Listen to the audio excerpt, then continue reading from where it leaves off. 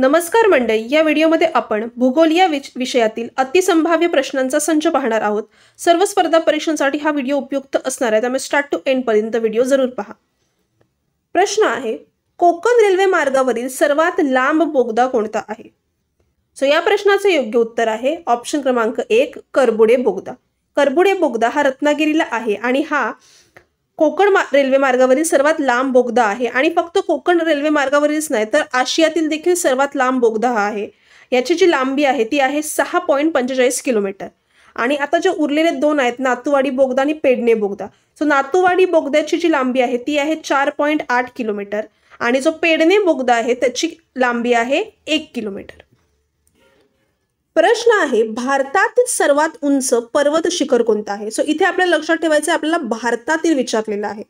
या प्रश्नाचं योग्य उत्तर असणार आहे ऑप्शन क्रमांक 3, कांचनजंगा. कांचनजंगा हे सिक्कीमला येतंय आणि हे भारतातील सर्वात उंच पर्वत शिखर आहे आणि याची जी उंची आहे ती उंची आहे 8,586 मीटर, जे फूटमध्ये होते 28,169 फूट.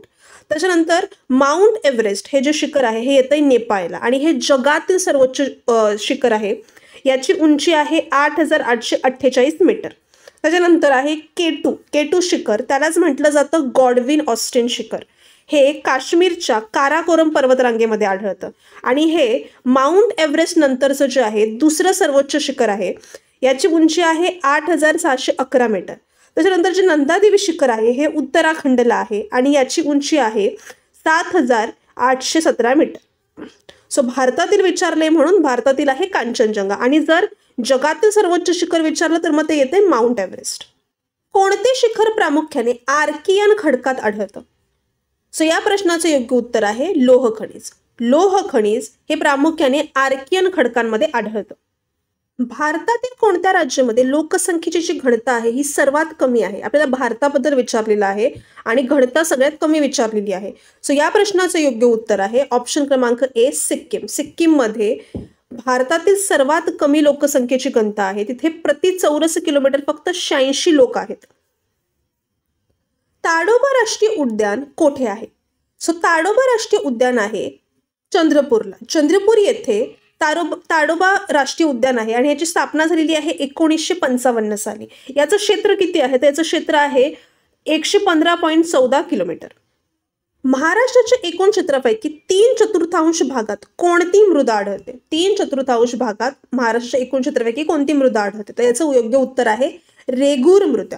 ही जी रेगूर मृदा आहे या मृदेला काळी मृदा किंवा लावा मृदा तसेच परिपक्व मृदा या नावाने देखील ओळखलं जातं आणि हिला अजून एक नाव आहे ते आहे कापसाची काळी मृदा. ही जी कापसाची काळी मृदा आहे हे देखील या रेगूर मृदेला म्हटलं जातं आणि ह्याच्यामध्ये जे आहे कापसाचं पीक चांगल्या प्रमाणात होऊ शकतं या रेगूर मृदेमध्ये. तापी नदीच्या खोऱ्यामध्ये या मृदेची सर्वाधिक जाडी आढळते आणि ही मृदा प्रामुख्याने दख्खनच्या पठारावर आढळते. सूर्याचा सर्वात जवळचा ग्रह कोणता आहे? या प्रश्नाचं योग्य उत्तर आहे ऑप्शन क्रमांक 3, बुध ग्रह. बुध ग्रह हा सूर्याचा सर्वात जवळचा ग्रह आहे. दामोदर नदीची मुख्य उपनदी कोणती आहे? या प्रश्नाचं योग्य उत्तर आहे ऑप्शन क्रमांक 1, बाराकार नदी. बाराकार नदी ही दामोदर नदीची मुख्य उपनदी आहे. दामोदर ही भारताच्या झारखंड व पश्चिम बंगाल राज्यामधील एक प्रमुख नदी आहे. झारखंड आणि पश्चिम बंगाल राज्यामधील आणि प्रामुख्याने छोटा नागपूर पठारामधून वाहणारी ही दामोदर नदी 592 किमी लांबीची आहे आणि तिला हुगळी नदी येऊन मिळते आणि दामोदर नदीला बहुतेक दरवर्षी जो आहे हा पूर येतो. सह्याद्री पर्वताच्या किती डोंगर रांगा आहेत? सह्याद्री पर्वताच्या एकूण 3 डोंगर रांगा आहेत. त्या 3 डोंगर रांगा कोणकोणत्या आहेत? सातमाळा अजिंठा डोंगर रांग, त्याच्यानंतर हरिश्चंद्र बालाघाट डोंगर रांग आणि शंभू महादेव डोंगर रांग या 3 सह्याद्री पर्वताच्या डोंगर रांगा आहेत. मॅग्नीज उत्पादनामध्ये भारताचा कितवा क्रमांक लागतो? मॅग्नीज उत्पादनामध्ये भारताचा 6वा क्रमांक लागतो. आता भारतातील एकूण साठ्यापैकी एकट्या महाराष्ट्रामध्ये मॅग्नीजचा साठा जो आहे हा 40% आहे आणि देशामध्ये मॅग्नीज धातूचा सर्वाधिक साठा जर कुठे असेल तर तो आहे ओडिसा या राज्यामध्ये आणि सर्वाधिक मॅग्नीजचं उत्पादक राज्य आहे ते आहे मध्य प्रदेश. या 3 गोष्टी पण तुम्हाला लक्षात ठेवायचं आहे की महाराष्ट्रामध्ये मॅग्नीजचा साठा हा 40% आहे. देशामध्ये मॅग्नीज धातूचा सर्वाधिक साठा हा ओडिसा राज्यामध्ये आहे आणि सर्वाधिक मॅग्नीज उत्पादक राज्य आहे मध्य प्रदेश. भारतातील सर्वात जास्त चहा उत्पादक राज्य कोणतं आहे? सो हे राज्य आहे आसाम राज्य. भारतातील सर्वात जास्त चहा उत्पादक राज्य आहे आसाम. चहा उत्पादनामध्ये भारताच्या एकूण चहा उत्पन्नापैकी एकट्या आसाममध्ये जे आहे 52% उत्पादन होते. लोह व ॲल्युमिनियमचं प्रमाण कोणत्या मृदेमध्ये जास्त असतं? सो लोह आणि ॲल्युमिनियमचं प्रमाण जास्त असलेली मृदा आहे जांभी मृदा. ऑप्शन क्रमांक 3 जांभी मृदा हे करेक्ट आन्सर असणार आहे. एकट्या महाराष्ट्र राज्यामध्ये भारतातील एकूण उत्पन्नापैकी 40% साठा कोणत्या खनिजाचा आहे?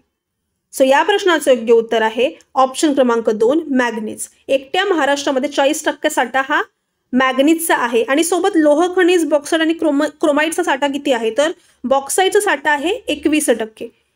त्याच्यानंतर लोह खनिजाचा साठा आहे 20% आणि क्रोमाईटचा साठा आहे 10%. सो पहिल्या क्रमांकावरती येतंय मॅग्नीज, दुसऱ्या क्रमांकावरती येतंय बॉक्साईट, तिसऱ्या क्रमांकावरती येतंय लोह खनिज. हे लक्षात ठेवायचं आहे एकूण उत्पन्नापैकी. कोणत्या ग्रहाची घनता ही सर्वात कमी आहे? सो या प्रश्नाचं योग्य उत्तर आहे ऑप्शन क्रमांक 1 शनी ग्रह. शनी ग्रहाची घनता ही सगळ्यात कमी आहे. इनफॅक्ट शनी ग्रहाला असं म्हटलं जातं की जर समुद्रात टाकलं तर तो तरंगू शकतो, एवढी त्याची घनता कमी आहे. कोणत्या सरोवराची निर्मिती ही उल्कापातापासून झालेली आहे? सो या प्रश्नाचं योग्य उत्तर आहे ऑप्शन क्रमांक 2 लोणार सरोवर. लोणार सरोवराची निर्मिती उल्कापातापासून झालेली आहे. आता हे जे चिल्का सरोवर आहे हे येते ओडिसाला, लोणार सरोवर येते महाराष्ट्रातील आपल्या बुलढाणाला, त्याच्यानंतर सांबार सरोवर येते राजस्थानला आणि हे जे पुलिकत सरोवर आहे हे येते आंध्र प्रदेशला. सह्याद्री पर्वताची पूर्वेकडील जाणारी प्रमुख उपरांग कोणती आहे? सो या प्रश्नाचं योग्य उत्तर आहे ऑप्शन क्रमांक 3 सातमाळा अजिंठा ही पर्वतरांग. सह्याद्री पर्वताची पूर्वेकडे जाणारी प्रमुख उपरांग आहे सातमाळा अजिंठा. आता ही सातमाळा अजिंठाची उंची किती आहे? तर त्याची उंची आहे 200 ते 300 मीटर. सातमाळा या डोंगराची उंची पूर्वेकडे जसं जसं आपण जाऊ तसं जसं कमी कमी होत जातं आणि पश्चिमेकडे जी आहे ती वाढत जाते. आता नाशिक जिल्ह्यामध्ये या रांगेला सातमाळा डोंगररांग असं म्हटलं जातं. कुठे? नाशिक जिल्ह्यामध्ये. आणि छत्रपती संभाजीनगर येथे या रांगेला म्हटलं जातं अजिंठा, म्हणून हिचं अजिंठा डोंगररांग म्हणून हिचं नाव पडलेलं आहे सातमाळा अजिंठा. सो नाशिकमध्ये सातमाळा डोंगररांग आणि छत्रपती संभाजीनगर म्हणजे औरंगाबाद येथे अजिंठा डोंगररांग असं हिला म्हटलं जातं. महाराष्ट्रात एकूण किती राष्ट्रीय उद्याने आहेत? सो महाराष्ट्रामध्ये एकूण सहा राष्ट्रीय उद्याने आहेत. ती कोणकोणती आहेत?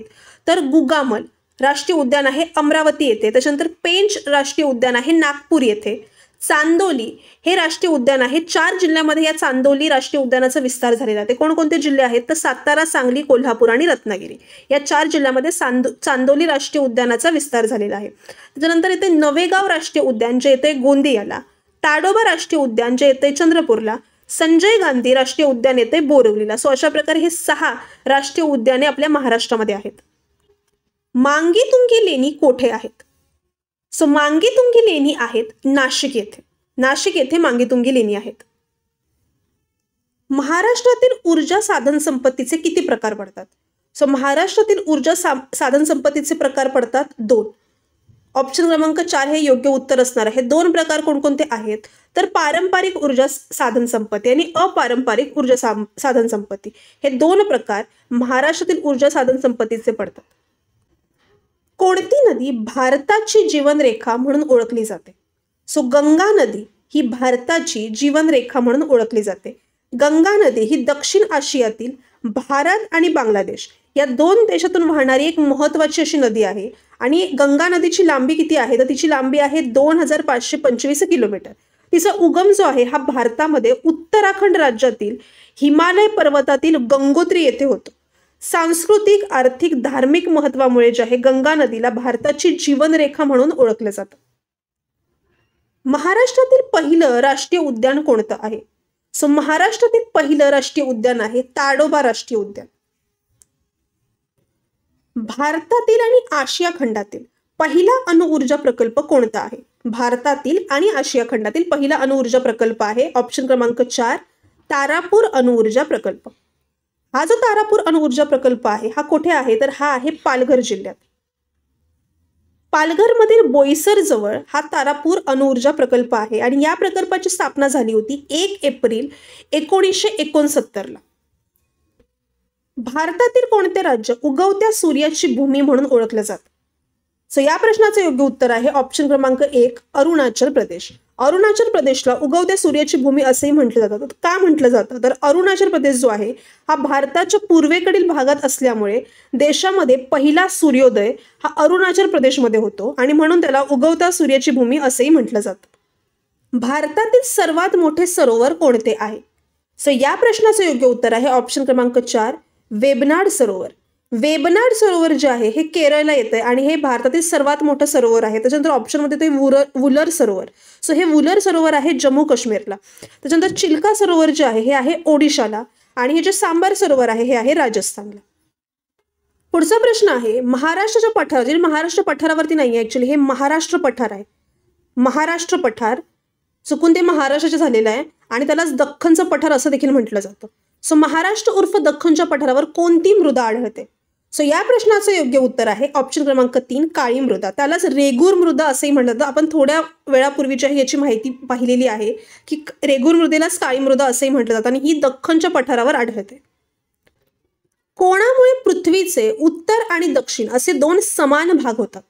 सो या प्रश्नाचं योग्य उत्तर आहे ऑप्शन क्रमांक 1 विषुवृत्त. विषुवृत्तमुळे पृथ्वीचे उत्तर आणि दक्षिण असे 2 समान भाग होतात. आता उत्तरेकडील भागामध्ये उत्तर गोलार्ध, दक्षिणेकडील भागास दक्षिण गोलार्ध असं म्हटलं जातं विषुवृत्तावरती. विषुवृत्ताच्या उत्तरेकडे व दक्षिणेकडे अक्षवृत्ते आकाराने लहान लहान होत जातात. पृथ्वी गोलावर उत्तर व दक्षिण या दोन्ही टोकांना ती बिंदू स्वरूप असतात आणि त्यांना अनुक्रमे उत्तर ध्रुव आणि दक्षिण ध्रुव असंही म्हटलं जातं. भारतातील सर्वात उंच धबधबा कोणता आहे? सो या प्रश्नाचं योग्य उत्तर आहे ऑप्शन क्रमांक 2 जोग फॉल्स किंवा जोग धबधबा. जोग धबधबा भारतातील सर्वात उंच धबधबा आहे आणि जोग फॉल्स आहे कुठे तर हा कर्नाटकला आहे. याची उंची आहे 253 मीटर, जी फूटमध्ये होते 830 फूट. त्याच्यानंतर जे ऑप्शन्समध्ये आहेत जसं की कुंचिकल फॉल्स येते कर्नाटकला. त्याच्यानंतर नोहकालियाई फॉल्स हे येते मेघालयला. दूधसागर फॉल्स जे आहे हे येते कर्नाटक आणि गोव्याच्या सीमेवरती. भारतातील कोणते राज्य भारताचे स्पाइस गार्डन म्हणून ओळखलं जातं? सो या प्रश्नाचं योग्य उत्तर आहे ऑप्शन क्रमांक 1 केरळ. केरळ हे भारतातील राज्य आहे जे भारताचे स्पाइस गार्डन म्हणून ओळखलं जातं आणि याच्या मागे कारण काय आहे तर केरळमध्ये विविध प्रकारच्या मसाल्यांच्या उत्पादनामुळे केरळला भारताचे स्पाइस गार्डन म्हणून ओळखलं जातं. थळ किंवा कसारा घाट कोणादरम्यान आहे? सो या प्रश्नाचं योग्य उत्तर आहे ऑप्शन क्रमांक 2 मुंबई ते नाशिक दरम्यान. मुंबई ते नाशिक दरम्यान थळ किंवा कसारा घाट आहे. आता हा जो आहे ऑप्शन क्रमांक 1 कोल्हापूर आणि रत्नागिरी दरम्यानचा जो घाट आहे त्याला म्हटलं जातं आंबा घाट. त्याच्यानंतर मुंबई टू पुणे या दरम्यानचा जो घाट आहे याला म्हटलं जातं बोर घाट आणि फोंडा घाट म्हटलं जातं कोल्हापूर ते पणजी दरम्यानच्या घाटाला. हरिश्चंद्रगड या डोंगररांगेच्या दक्षिण दिशेला कोणतं पठार आहे? सो या प्रश्नाचं योग्य उत्तर आहे ऑप्शन क्रमांक 1 अहमदनगरचं पठार. अहमदनगर पठार हे हरिश्चंद्रगड या डोंगररांगेच्या दक्षिण दिशेला आहे आणि बालाघाट आणि मांजरा पठाराबद्दल जर विचार केला तर बालाघाट डोंगर रांगेच्या पश्चिम दिशेला बालाघाट पठार आहे आणि मांजरा नदीच्या खोऱ्यामध्ये मांजरा पठार आहे. सो अशा प्रकारे जो आहे आपला आजचा व्हिडिओ इकडे संपलेला आहे. आमचा कॉन्टेंट आवडला असल्यास प्लीज आमच्या चॅनेलला सबस्क्राईब करा, लाईक करा, शेअर करा. धन्यवाद.